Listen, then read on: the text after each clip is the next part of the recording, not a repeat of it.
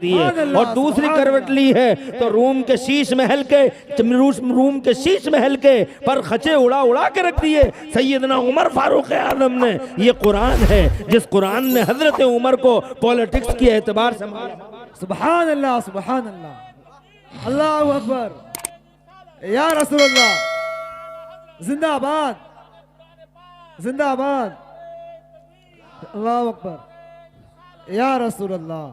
हजरत सलमान फारसी ने इस कुरान शरीफ को हुजूर के मदरसे में पढ़ा था तो जनाबे वाला सलमान फारसी दुनिया के इतने बड़े इंजीनियर बन गए। सुभान अल्लाह, जोर से कह रहे हैं सुभान अल्लाह, सुभान अल्लाह। अरे इतने बड़े इंजीनियर बन गए, इतने बड़े इंजीनियर बन गए कि जनाब जब उन्होंने चढ़ाई करने वाले, हमला करने वाले मक्के के कुत्तों को खदेड़ने के लिए मुस्तफा जाने रहमत को मदीने के चारों तरफ खंदक खोदने का मशवरा दिया। सुभान अल्लाह, सुभान। और जब मुस्तफा खुद फावड़ा लेके मैदान में आए सुभान अल्लाह, खंदक खोदने के लिए, हुजूर सल्लल्लाहु अलैहि वसल्लम खुद खोद रहे थे और खोदते जाते थे सरकार, फावड़ा चलाते जाते थे मुस्तफा और कहते जाते थे अनन नबिय्यु ला कज़िब अना इब्नु अब्दुल मुत्तलिब, अनन नबिय्यु ला कज़िब अना इब्नु अब्दुल मुत्तलिब। जब खंदक खुद गई थी सलमान फारसी वाली, सलमान फारसी का जो सजेशन था, सलमान फारसी का जो मशवरा था, उस मशवरे पे जब अमल हुआ है और खंदक पूरी तैयार हो गई और सियाह दल जनाबे वाला मक्के से आए मदीने के करीब और जनाबे वाला अबू जहल और अबू जहल के, अबू जहल तो जनाबे वाला उस वक्त नहीं था मगर उसके कायम मकाम बहुत सारे लोग थे। उन कुत्तों के दस्तरखान की हड्डियां खाने वाले बहुत सारे कुत्ते जनाबे वाला उस फौज में मुस्तफ़ा के मिशन को दफन करने के संकल्प लेके आए थे। मगर जब अबू सुफियान ने, सुभान अल्लाह, सुभान अल्लाह, जब अबू सुफियान ने इस खंदक को देखा था तो खुदा की कसम कहने पे मजबूर था। उसने एक कोने पे खड़े होकर ये बात कही थी कि मैंने इंजीनियर बहुत देखे, मैंने मुहंदिस बहुत देखे हैं ज़माने में, मगर इतना बड़ा मुहंदिस नहीं देखा जितना कि अब्दुल्ला का बेटा मोहम्मदुर रसूलुल्लाह है, जितना अब्दुल्ला का बेटा मोहम्मदुर रसूलुल्लाह है। और मोहम्मदुर रसूलुल्लाह को इस खंदक खोदने का मशवरा अगर किसी ने दिया था तो कुरान शरीफ के एक स्टूडेंट हजरत सलमान फारसी ने दिया था। दुनिया के 1 करोड़ इंजीनियर एक तरफ और कुरान पढ़ने वाला एक अकेला सलमान फारसी इंजीनियर एक तरफ, यही कुरान है। सुभान अल्लाह, बेशक, सुभान अल्लाह। कौन सी कमी है जनाबे वाला जो हम कुरान शरीफ सीखते नहीं और कुरान शरीफ सिखाते नहीं। इन मदरसों को गालियां देना, इन आलिमों की नुक्ताचीनियां करना, गीबतें करना, चुगलियां करना और चुगलियों से चौराहों को सजा देना। हजरत फला मौलवी ऐसा करता है, फला मौलवी ऐसा करता है। शैतान की इन्हीं साजिशों को, शैतान के इन्हीं प्रोपेगंडों को बीच चौराहों पे हम अपने समाज में हर वक्त परवान चढ़ाते रहते हैं, मदरसों पे बुरी नजर डालते हैं और जनाबे वाला मदरसों में पढ़ने वाले उलमा को हकारत की नजरों से देखा करते हैं। मैं आपसे जानना चाहता हूं, बताइए कुरान पढ़ने वाला सैयदना उमर कहां से कहां पहुंच गया? हजरत मोहतरम सैयदना उस्मान गनी, सुभान अल्लाह। बात करेंगे हम उस्मान गनी की। पहले बात करते हैं एक डॉक्टर की जिसने कुरान शरीफ पढ़ा था, सिर्फ कुरान पढ़ा था और हुजूर का बयान पढ़ा था और कुछ नहीं पढ़ा था हजरत मोहतरम, मगर वो इतना बड़ा डॉक्टर बन गया था कुरान पढ़ने के बाद, इतना बड़ा डॉक्टर बन गया था। मैं पिछले ज़माने की बात बता रहा हूँ।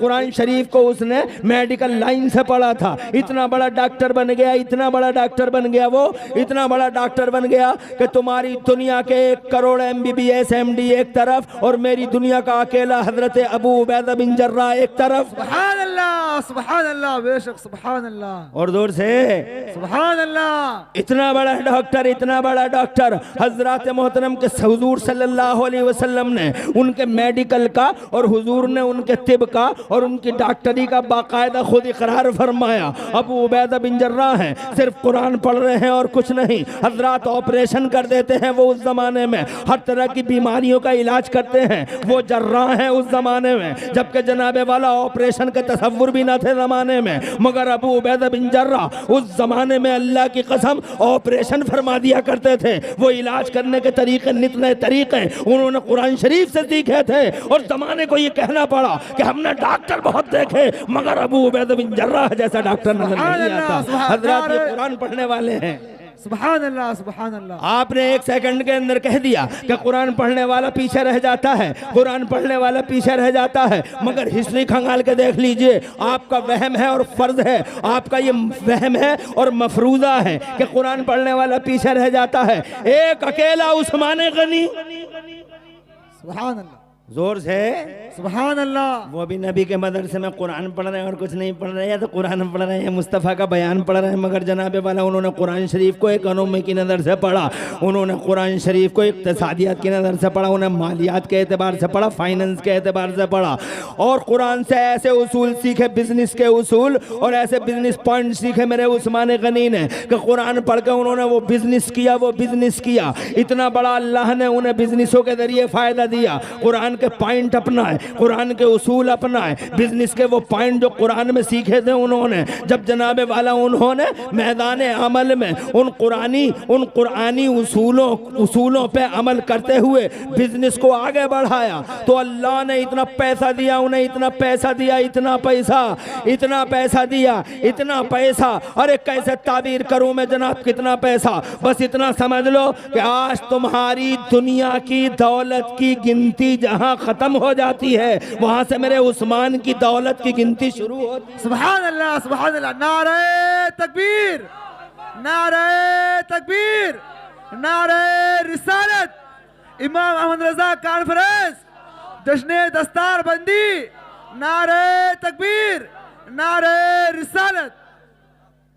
ये मौजू क्या मैंने खुश्क उठा लिया है? क्या मैं तुम्हें एक सेकंड में जन्नत की बशारत दे जाऊं, ये कह दूं कि तुम सब जन्नती हो गए?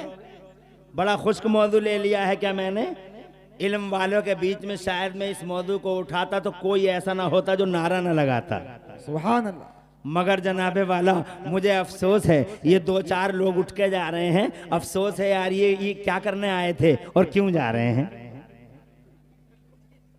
ये करने क्या आए थे यहाँ और क्यों जा रहे हैं ये? चलो अल्लाह का शुक्र है 2-4 गए तो एक साहब आ भी रहे हैं, इस बात की खुशी है। अल्लाह का शुक्र है, कम से कम अल्लाह ने जिन्हें तौफीक दी वो बैठे हैं। तो मैं भी बार बार शैतान पढ़ा रहा होगा कि बहुत देर हो गई, बैठे बैठे चले जाओ, हैं? उंगलियां मार रहा होगा तुम्हारे पेटों में भी कि बहुत देर हो गई, बैठे बैठे तुम कब तक बैठे रहोगे, टांगें टेढ़ी हो जाएंगी, मर जाओगे, शामियाना गिर जाएगा। मगर तुमने ये साबित कर दिया, शैतान की गर्दन मरोड़ दी तुमने बार बार, और ये साबित कर दिया कि मनहूस कुत्ते हम तेरे नहीं, मदीने वाले नबी के गुलाम हैं, ऐसे ही बैठे रहेंगे। और तुमने ये भी साबित किया, आ रहे हैं जा रहे हैं, आजा बैठ जा, आके फिर जा रहे हैं, दूसरे को पढ़ा रहे हैं कि जल्दी से चले, बैठ जा वहीं। मैंने बंगाल में बहुत तकरीरें की हैं, बंगाल में मैं पहली बार नहीं आया हूँ। हावड़ा, कलकत्ता और जनाब मुर्शिदाबाद, दिनाजपुर वगैरह की साइड में, और इधर ये जो आपका ये एरिया है, जो आसनसोल वगैरह का एरिया है, काफ़ी मैं बहुत आया हूँ यहाँ, और बंगाल में काफ़ी, और कलकत्ता वगैरह में खूब तकरीरें मेरी हुई हैं। मुझे यकीन है बंगाल का मजमा तो माशाल्लाह 4 बजे तक जवान रहता है, मगर तुमने अल्लाह जाने ये क्या हाल बना लिया कि रात के 1 बजे ही तुम्हारे मजमे के अंदर बड़ा अजीब चलत फिरत का माहौल और इंडिया का पूरा नक्शा बना रखा है तुमने। मेरी समझ में ये बात नहीं आई। खैर, मैंने जब वो मौजू चाहे कितना ही खुशक हो, जब उठा लिया है तो इसे कंप्लीट करने की कोशिश करूंगा। सुभान अल्लाह। और मैंने ये मौजू सिर्फ इसलिए उठाया कि मैं मदरसे के दस्तार बंदी के सिलसिले में बात करने आया हूँ। सुभान अल्लाह। मैं 1 सेकंड में जन्नत की बशारत देने तुम्हें नहीं आया, मैं ये कहने आया हूँ कुरान को हल्का समझते हो तुम, जुल्म करते हो, अत्याचारी हो, जुल्म करते हो, सितम शियार हो तुम कुरान के साथ।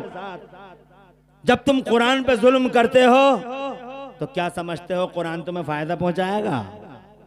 कुरान तुम्हें नहीं, कुरान उन्हें फायदा पहुंचाएगा जो कुरान को सीने से लगाते हैं। सुभान अल्लाह, बेशक सुभान अल्लाह। जो कुरान को सरों पे उठाते हैं, कुरान उन्हें फायदा पहुंचाएगा, वो इस दुनिया में भी फायदा देगा और इंशाअल्लाह कब्र में भी इंशाअल्लाह। मैंने हदीस में पढ़ा है कि जब कब्र में आदमी चला गया और अज़ाब के फरिश्ते आए टॉर्चर करने के लिए, अज़ाब के फरिश्ते आए गुनाहगार को उसके